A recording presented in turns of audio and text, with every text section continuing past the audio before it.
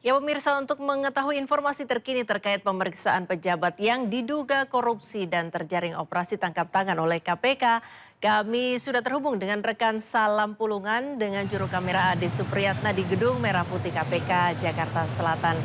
Selamat siang Salam, bagaimana perkembangan di KPK siang hari ini?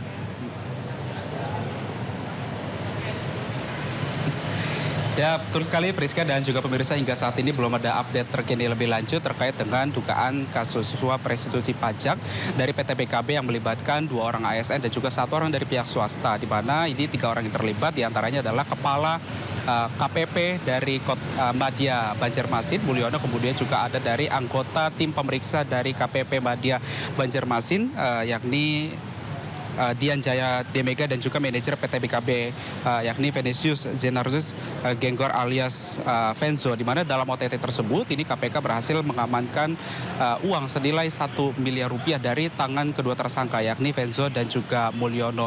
Dan memang kalau kita ketahui secara bersama ya, bahwa 500 juta yang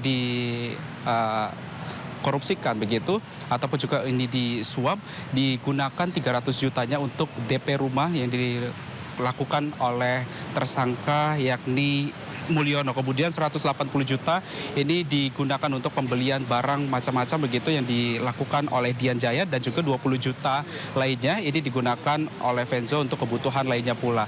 Dan memang kalau kita ketahui secara bersama bahwa awal mula terjadinya kasus ini, bahwa pada tahun 2024 lalu ini PT BKB mengajukan permohonan restitusi PPN untuk pajak tahun 2024 dengan status lebih bayar. Kemudian permohonan ini diajukan ke KPP Madya Banjarmasin, dan dari pemeriksaan tersebut ini ditemukan nilai lebih bayar senilai 49,47 miliar rupiah dengan koreksi fiskal sebesar 1,14 miliar rupiah, sehingga ini restitusi pajaknya menjadi 48,3 miliar rupiah.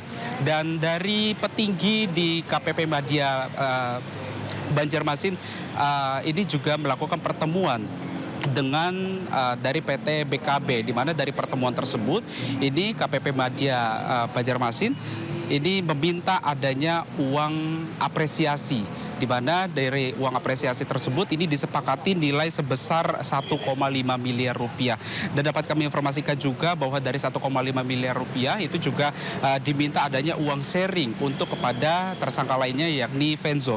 Dan dari informasi yang kami dapatkan juga bahwa hingga saat ini KPK ini masih menyelidiki lebih lanjut kasus tersebut, apakah nantinya akan ada tersangka lainnya ataupun tidak, karena memang ini seperti kita ketahui bahwa beberapa waktu yang lalu juga terjerat kasus serupa yang terjadi di Jakarta Utara. Dan memang ini acap kali terjadi, sehingga ini bisa menjadi momentum baik untuk KPK maupun juga nantinya di Kementerian Keuangan yang terkait dengan perpajakan saat ini bisa mengembalikan marwah dari pajak yang nantinya ini akan kembali lebih baik. Dan dapat kami informasikan juga Priska dan juga pemirsa, bahwa tadi malam juga sempat disampaikan oleh KPK bahwa saat ini KPK juga masih melakukan penyelidikan juga lebih lanjut terkait dengan hakim di Pengadilan Negeri di Depok yang hingga saat ini juga masih dalam proses hingga saat ini. Dapat kami informasikan juga bahwa terkait dengan hakim di Pengadilan Negeri Depok ini terkait dengan perkara urusan suap perkara yang terjadi di Pengadilan Negeri Depok. Dan hingga saat ini kami juga dari awak media ini masih menunggu informasi lebih lanjut, apakah nantinya akan disampaikan pada sore ataupun malam hari ini terkait dengan dua kasus tersebut. Priska. Ya, terima kasih Salam Pulungan dan juru kamera Ade Supriyatna telah melaporkan langsung dari Gedung Merah Putih Jakarta Selatan. Selamat bertugas kembali rekan-rekan. Ya pemirsa, KPK menangkap 17 orang tersangka dalam operasi tangkap tangan di Ditjen Bea Cukai Jakarta dan Lampung serta KKP Banjarmasin. Sejumlah orang yang terjaring OTT keluar dari Gedung Merah Putih Jakarta pada Jumat dini hari. Para tersangka yang terjaring OTT KPK bungkam saat digiring petugas dari dalam gedung ke mobil tahanan. Adapun sebelumnya ke-17 orang tersangka ini ditangkap di beberapa tempat yang berbeda, yaitu di Banjarmasin, Jakarta, dan juga Lampung. Dalam OTT yang digelar di Jakarta dan Lampung, KPK menangkap mantan pejabat eselon 2 Bea Cukai. Sementara itu di Banjarmasin, KPK menangkap 3 orang terdiri dari 2 ASN dan 1 pihak swasta. Salah satu Yang diamankan adalah Kepala KPP Madya Banjarmasin. Dari sejumlah tersangka, KPK juga menyita barang bukti uang tunai dan emas seberat 3 kilogram.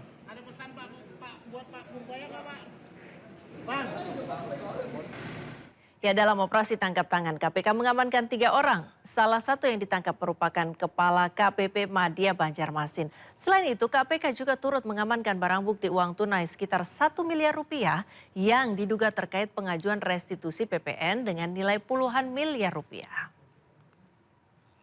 Terkait dengan peristiwa tertangkap tangan di wilayah Kalimantan Selatan, ini terkait dengan perpajakan, yaitu dalam proses restitusi PPN atau pajak pertambahan nilai di sektor perkebunan yang berproses di KPP Madya Banjarmasin.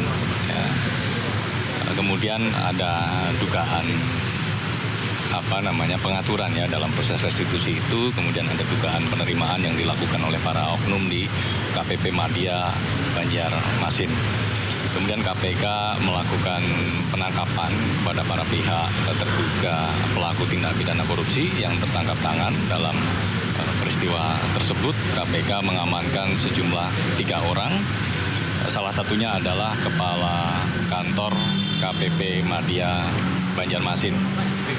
Saat ini sedang perjalanan menuju Jakarta. Dari 3 orang ini, 2 diantaranya ASN dan 1 selaku pihak swasta.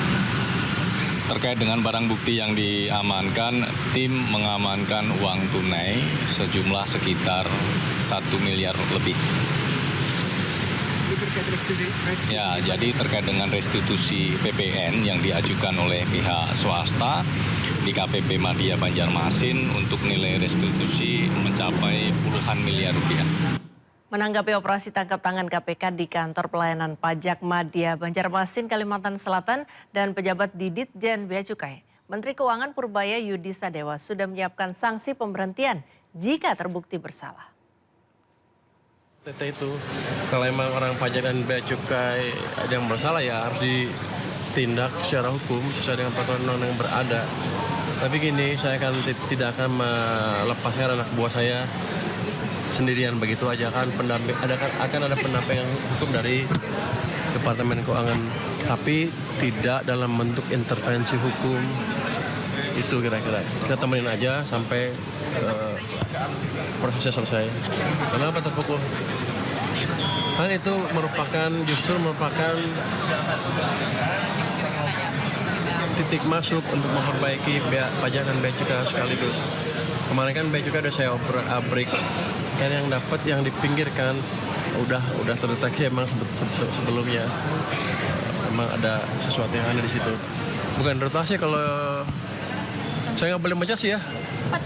Nanti kita akan non-job kan mungkin di salah tempat di pusat yang nggak ngapa-ngapain kalau terlibat.